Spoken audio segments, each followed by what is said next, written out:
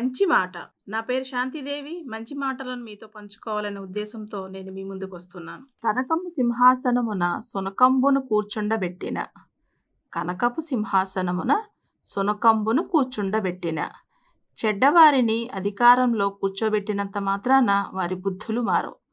ఇది బద్దెన కవి చెప్పిన నీతి. ఎన్నడో శతాబ్దాల కిందట ఆ మహానుభావుడు చెప్పిన మాట ఇప్పటికీ వర్తిస్తుంది. అందుకే కనకపు సింహాసనమున అనే పద్యపాదం ఒక నానుడిగా మారింది.